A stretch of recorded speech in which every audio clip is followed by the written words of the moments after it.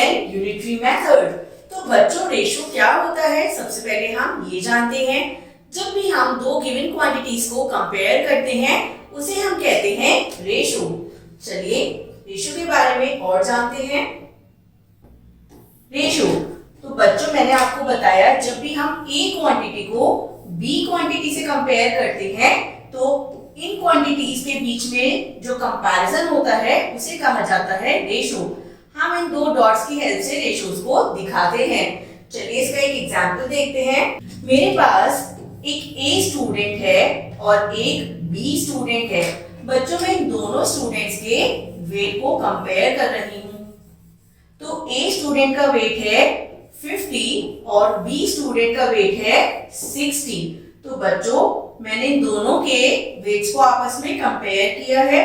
तो मैं क्या करूंगी 50/60। तो जब मैं इन दोनों के HCFC में डिवाइड करूंगी तो मेरे पास आ जाएगा 5/6। तो मैं क्या कहूंगी A is to B के वेट्स का रेशो। मैंने क्या लिया है वेट्स का रेशो लिया है। तो मैं क्या कहूंगी इनके रेशो का वेट क्या है 5:6। तो बच्चों जब भी हम दो गिवन क्वांटिटीज को आपस में कंपेयर करते हैं उसे हम कहते हैं रेशो। अब जब हम कंपेयर करते हैं तो क्या हम किसी भी क्वांटिटीज को ले सकते हैं? क्या मैं अगर ए के वेट को लूं और बी के हाइट को लूं, यहां मैंने दो अलग अलग क्वांटिटीज ली है। ए का लिया है वेट और बी की ली है हाइट। तो क्या मैं इन दोनों क्वांटिटीज को आपस में कंपेयर कर सकती हूँ? So no. बच्चों हम जब भी किन्हीं दो क्वांटिटीज का रेशो निकालते हैं हमें वो क्वांटिटीज सेम लेनी होती हैं। और ये कौन कौन सी क्वांटिटीज हो सकती हैं? हम वेट्स का कंपैरिजन कर सकते हैं, हाइट्स का, प्राइसेस का, एज का और लेंथ का भी हम कंपैरिजन कर सकते हैं। अब बच्चों हमने ये जाना कि रेशो में हम दो सेम क्वांटिटीज को कंपेयर करते हैं। अब क्वांटिटीज के साथ साथ अगर मैं आपसे कहूं कि मैंने ए और बी दोनों के वेट्स को लिया है,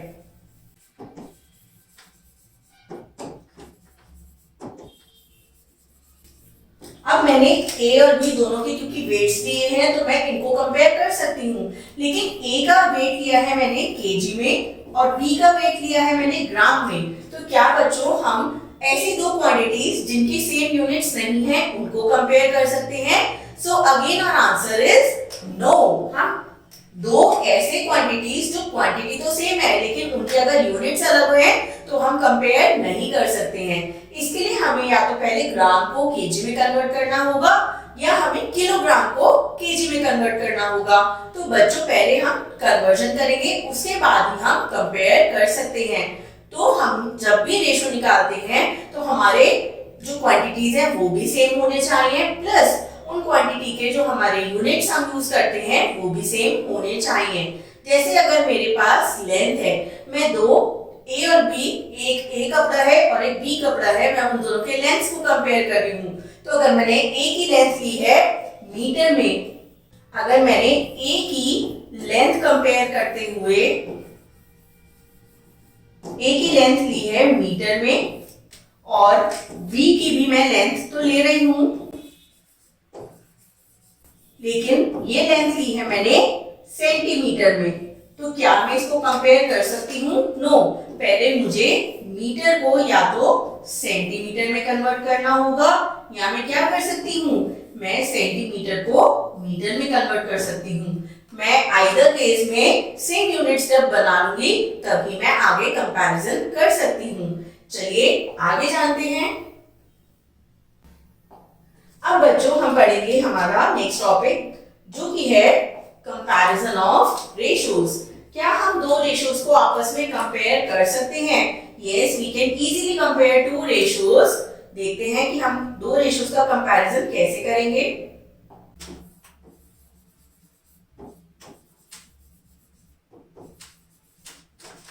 कंपैरिजन ऑफ रेशोज। बच्चों इसे समझते हैं एक एग्जाम्पल की हेल्प से।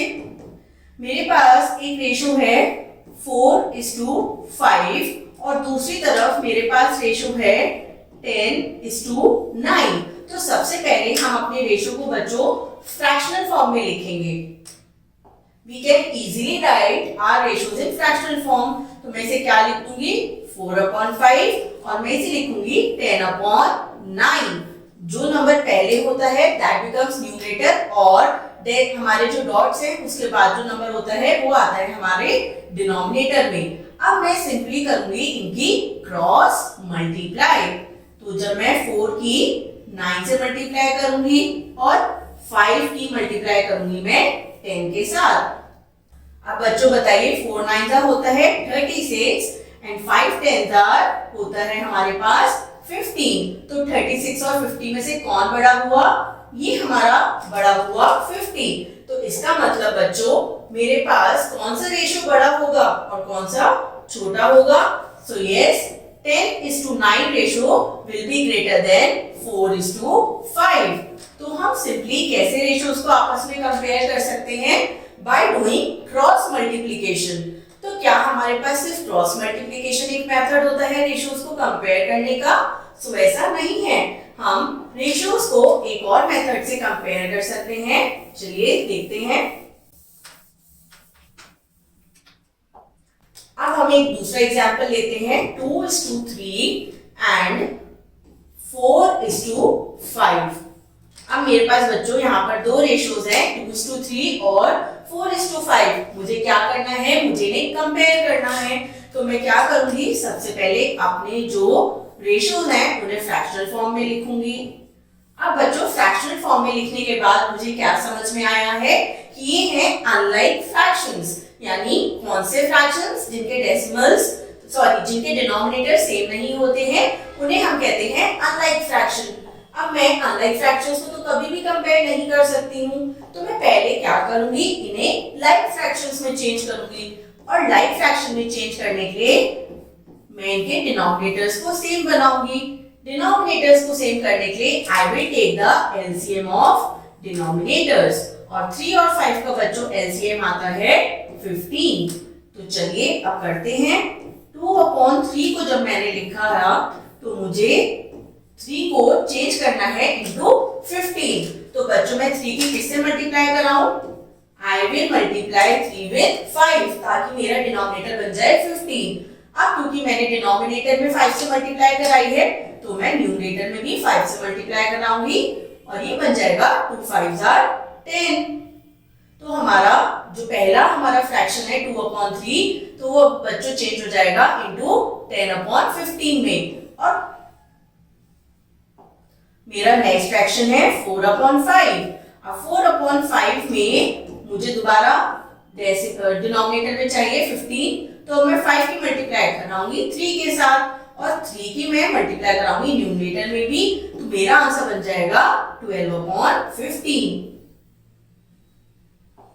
तो बच्चों अब एक नंबर आया है हमारे पास 10/15 और एक नंबर आया है 12/15। तो बताइए कौन सा बड़ा है? क्योंकि अब डिनोमिनेटर सेम है हम इजीली न्यूमरेटर्स को कंपेयर कर सकते हैं। सो 12/15 इज ग्रेटर देन 10/15। तो 12/15 और 10/15 हमारे क्या थे? 10/15 हो जाएगा मेरा 2/3 और 12/15 हो जाएगा मेरा 4/5। सो 4/5 इज ग्रेटर देन 2/3 और मैं इसे रेशियो में भी लिख सकती हूँ। ये हो जाएगा 2:3 इज स्मॉलर देन 4:5। या बच्चों में क्या कह सकती हूँ? 4:5 बड़ा है देन 2:3 से। This is how we can easily compare our fractions. चलिए नेक्स्ट टॉपिक देखते हैं। नेक्स्ट हम पढ़ेंगे इक्विवेलेंट फ्रैक्शंस। अब जानते हैं बच्चों इक्विवेलेंट फ्रैक्शंस क्या होते हैं।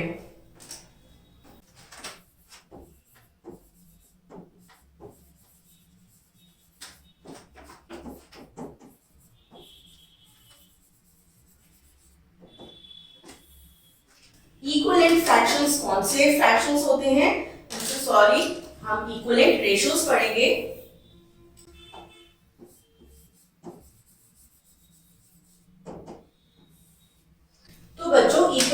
रेशियोज कौन से रेशियोज होते हैं? मेरे पास एक रेशियो है 4:7। तो बच्चों मैं 4:7 को कैसे लिख सकती हूँ? 4/7। अब मैं अगर इस 4/7 की किसी भी सेम नंबर से मल्टीप्लाई कराऊं, सपोज मैंने इनकी मल्टीप्लाई कराई है 5 के साथ, तो बच्चों 4 5s are 20 and 7 5s are 35। तो 4/7 का एक इक्विवेलेंट फ्रैक्शन बनके आएगा 20/35, और इक्विवेलेंट फ्रैक्शन से ही हम इजीली निकाल सकते हैं इक्विवेलेंट रेशियो। तो बच्चों मैं क्या कह सकती हूँ? 4:7 का इक्विवेलेंट रेशियो है 20:35। I hope this is clear to everyone. ये बहुत सिंपल मेथड है। हम सिंपली जब अपने रेशियो को पहले फ्रैक्शन फॉर्म में लिखते हैं और फिर किसी भी सेम नंबर से न्यूमरेटर और डिनोमिनेटर को मल्टीप्लाई करते हैं, फिर हमारे पास जो न्यू नंबर आता है उसे हम अपने रेशियो फॉर्म में लिखते हैं, और यही होता है हमारा इक्विवेलेंट रेशियो। तो बच्चों क्या हम खाली इक्विवेलेंट रेशियो बनाने के लिए मल्टीप्लाई ही करते हैं? क्या हम और कोई बेसिक ऑपरेशन नहीं यूज कर सकते हैं? We can use division also to calculate our equivalent ratio. देखते हैं। अब यहां मैं एक और एग्जांपल लेती हूं। फॉर एग्जांपल मैंने लिया है 6:24। I am taking 8:24। तो मैं क्या करूंगी? मैं सबसे पहले 8/24 लिखूंगी। अपने रेशियो को सबसे पहले हम लिखते हैं फ्रैक्शनल फॉर्म में। अब मैं यहाँ पर मल्टीप्लाई भी कर सकती हूँ और डिवाइड भी कर सकती हूँ। इनके किसी भी कॉमन फैक्टर से मैं अगर इन्हें डिवाइड करती हूँ, suppose I am dividing 8/24 by 4, तो मैं न्यूमरेटर और डिनोमिनेटर को दोनों ही हमारे फ्रैक्शन को 4 से डिवाइड कर रही हूँ। सो बच्चों 8/4 is 2 and 24/4 is 6। सो मैं क्या लिखूंगी? 8:24 is equivalent to 2:6। तो देखा आपने किस तरह हम मल्टीप्लाई और मल्टीप्लाई के साथ साथ डिवाइड करके अपने इक्विवेलेंट रेशियोज को कैलकुलेट कर सकते हैं। बच्चों इक्विवेलेंट फ्रैक्शन बनाकर ही हमारे पास आती है इक्विवेलेंट रेशियोज। चलिए आगे बढ़ते हैं। नेक्स्ट हमारा टॉपिक आएगा प्रोपोर्शन। तो बच्चों जानते हैं कि प्रोपोर्शन क्या होता है?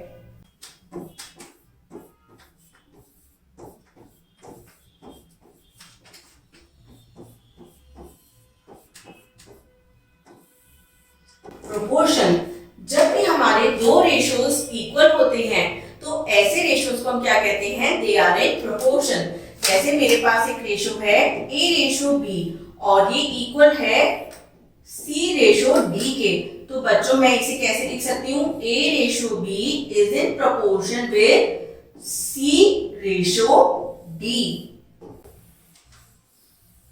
इस तरह हम अपने दो रेशियोज को प्रोपोर्शन फॉर्म में लिख सकते हैं। और इसका क्या मतलब होगा? A/B फ्रैक्शन किसके बराबर होगा? C/D फ्रैक्शन की।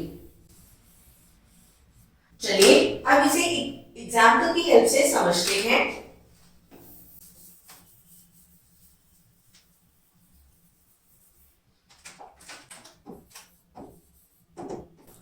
चलिए बच्चों अब मैं यहाँ पर दो रेशियोज लूंगी। एक रेशियो मैं लूंगी लेफ्ट हैंड साइड में और एक रेशियो लूंगी मैं राइट हैंड साइड में। लेफ्ट हैंड साइड मैंने लिया 2:3 और राइट हैंड साइड लिया मैंने 4:6। अब हमें जानना है कि क्या ये रेशियोज प्रोपोर्शन में है या नहीं है। तो चलिए हम देखते हैं। सबसे पहले बच्चों हम लिखेंगे 2/3 और दूसरी साइड हम लिखेंगे 4/6। अब हम जानना चाहते हैं कि क्या ये रेशियोज प्रोपोर्शन में है या नहीं है। इसके लिए मैं इन्हें सिंपली क्रॉस मल्टीप्लाई कर सकती हूँ। सो 2 मल्टीप्लाइड बाय 6 ये करेंगे लेफ्ट हैंड साइड पे एंड 3 मल्टीप्लाइड बाय 4 ये करेंगे हम राइट हैंड साइड पे। सो 2 मल्टीप्लाइड बाय 6 आएगा 12 एंड 3 मल्टीप्लाइड बाय 4 भी आएगा 12। अब क्योंकि हमारा आंसर सेम है तो इसका बच्चों क्या मतलब हुआ, जो हमारे फ्रैक्शन थे 2/3 और 4/6 ये है इक्विवेलेंट। और इक्विवेलेंट फ्रैक्शन होने का मतलब कि ये जो हमारे रेशियोज हैं ये भी कैसे हैं, ये है इक्विवेलेंट रेशियोज। और इक्विवेलेंट रेशियो होने का मतलब ये रेशियोज हैं हमारे proportional ratios. These ratios are in proportion to each other. तो हम इजीली क्रॉस मल्टीप्लिकेशन की हेल्प से जान सकते हैं कि हमारे रेशियोज प्रोपोर्शन में है या नहीं है। इसके लिए बच्चों हम एक और मेथड को यूज करते हैं।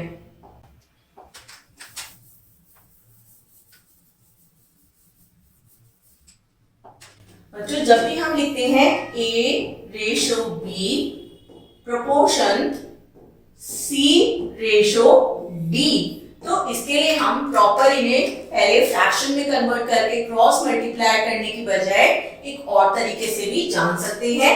जो हमारी इनर टर्म्स होती हैं इन्हें हम कहते हैं मीन्स, और ये जो हमारी एक्सटर्नल टर्म्स हैं यानी जो टर्म्स बाहर की साइड हैं इन्हें कहा जाता है एक्सट्रीम्स। ठीक है बच्चों, तो जो हमारी अंदर की टर्म्स हैं उन्हें हमने कहा मीन्स, और जो हमारी बाहर टर्म्स हैं उन्हें कहा जाता है एक्सट्रीम्स। तो अगर कोई दो रेशियोज प्रोपोर्शन में है तो बच्चों प्रोडक्ट ऑफ मीन्स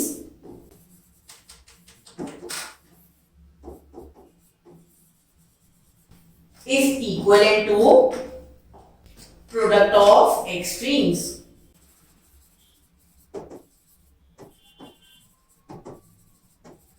या फिर मैं इसे कह सकती हूं प्रोडक्ट ऑफ मीन्स को POM POM should be equal to POE।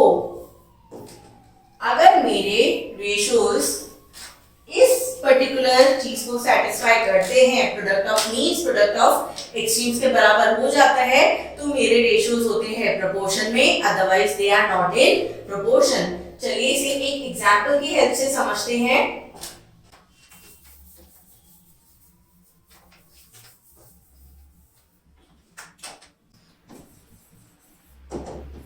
मेरे पास रेशियो है 4:7 और मुझे देखना है कि क्या ये प्रोपोर्शन में है या नहीं विद 8:11। तो चलिए देखते हैं। अब यहाँ पर बच्चों हमारे मीन्स क्या हो गए हैं, 7 और 8, जिन्हें हम कहेंगे मीन्स, और ये जो हमारे बाहर वाले हैं ये हो गए हैं हमारे एक्सट्रीम्स। तो सबसे पहले हम लेफ्ट हैंड साइड निकालेंगे POM। POM क्या होगा, 7 multiplied by 8 which is 56। POM निकालने के बाद मैं करूंगी POE यानी प्रोडक्ट ऑफ एक्सट्रीम्स, और मेरा प्रोडक्ट ऑफ एक्सट्रीम्स आएगा बच्चों 4 multiplied by 11 that will be 44। तो अब बच्चों बताइए कि क्या यहां मेरा product of means and product of extremes equal है? क्या 56 और 44 आपस में इक्वल है? नो, क्योंकि मेरा प्रोडक्ट ऑफ मीन्स और प्रोडक्ट ऑफ एक्सट्रीम्स इक्वल नहीं है। तो क्या मेरे ये जो दो रेशियोज थे 4:7 एंड 8:11, क्या ये प्रोपोर्शन में है? They are not in proportion.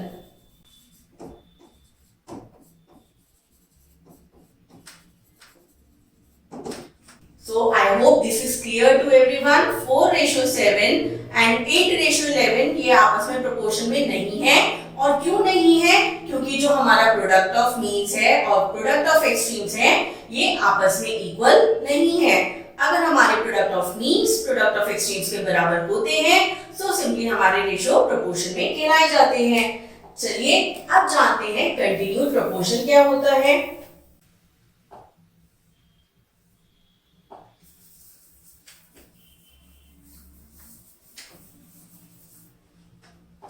अब हम पढ़ेंगे कंटिन्यूड प्रोपोर्शन।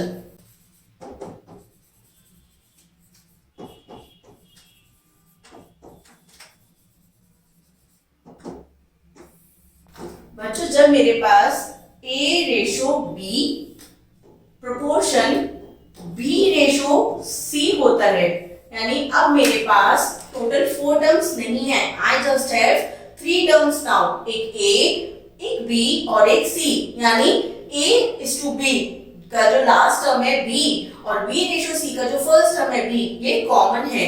तो ऐसा रेशो होता है बच्चों कंटिन्यूड प्रोपोर्शन।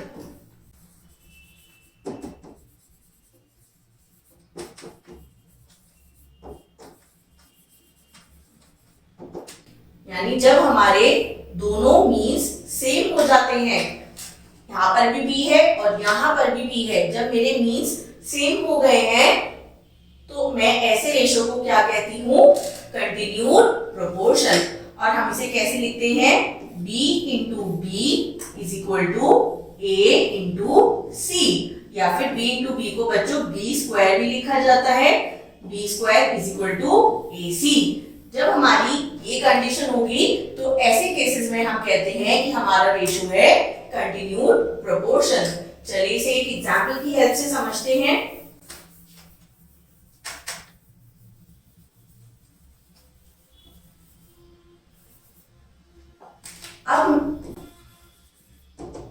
अब मैंने एग्जांपल लिया 2:3 प्रोपोर्शन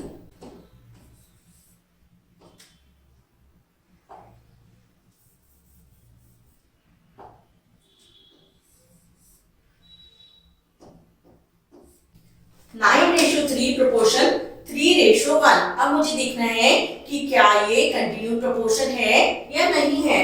तो बच्चों इसके लिए मैं क्या करूंगी, मुझे पता है कंटिन्यूड प्रोपोर्शन में B इंटू B बराबर होता है A इंटू C के।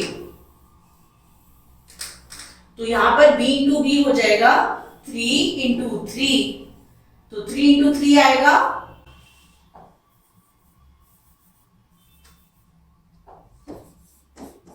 3 इंटू 3 आएगा 9, और जब हम फर्स्ट और लास्ट टर्म को मल्टीप्लाई करेंगे यानी A इंटू C, तो ये भी आएगा 9।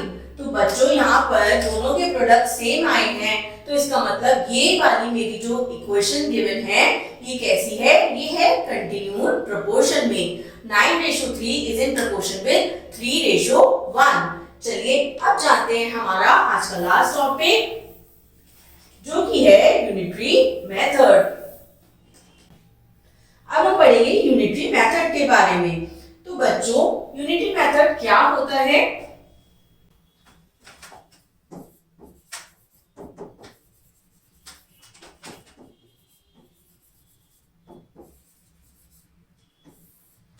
यूनिट का मतलब बच्चों हमने हमेशा समझा है 1, तो यानी यूनिटरी मेथड में हम कुछ 1 से रिलेटेड स्टडी करते हैं।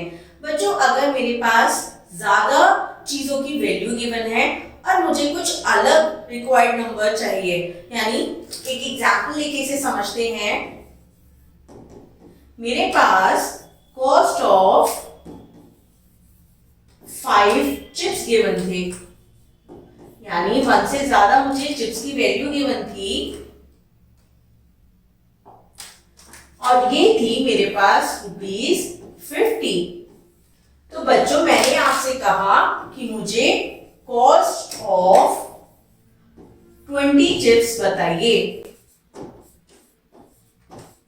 आपने मुझे लाके दिए 5 चिप्स और मैंने आपसे पूछा बच्चों ये कितने रुपीस के हैं, आपने कहा मैम ये 50 रुपीस के आए हैं।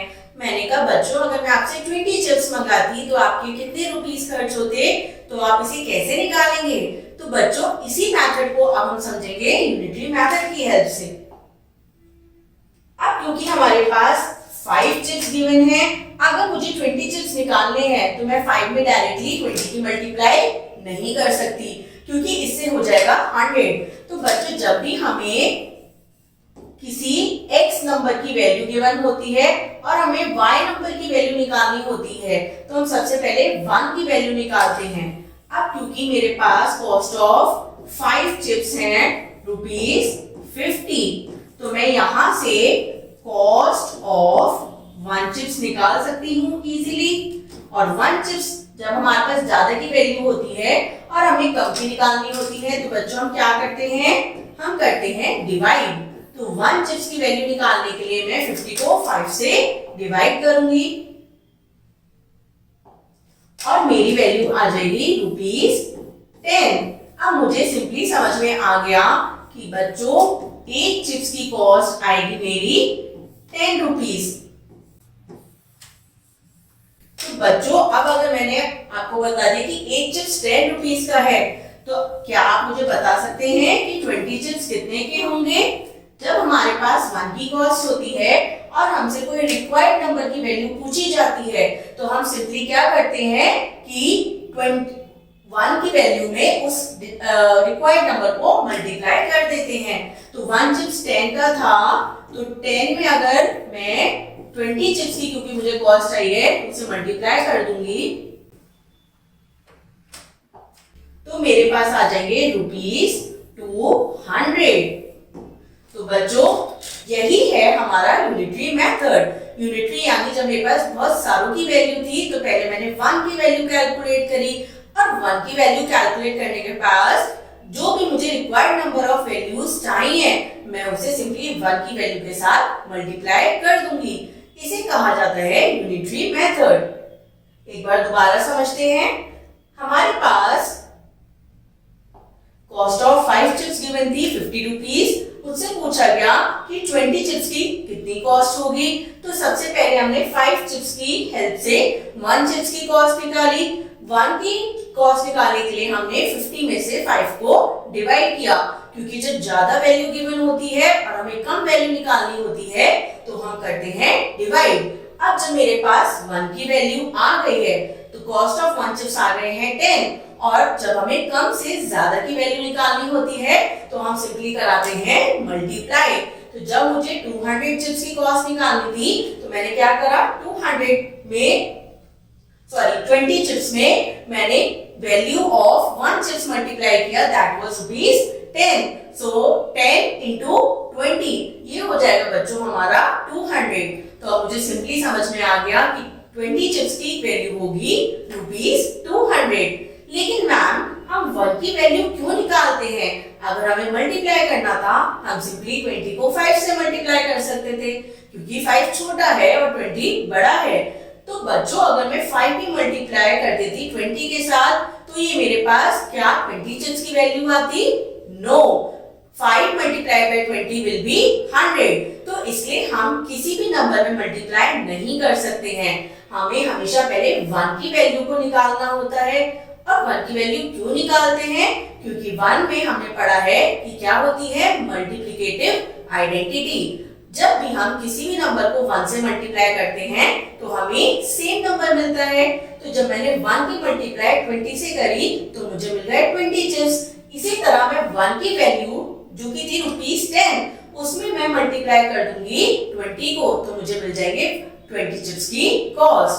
I hope you have enjoyed this lesson और आपको ये लेसन अच्छे से समझ आ गया होगा। Thank you.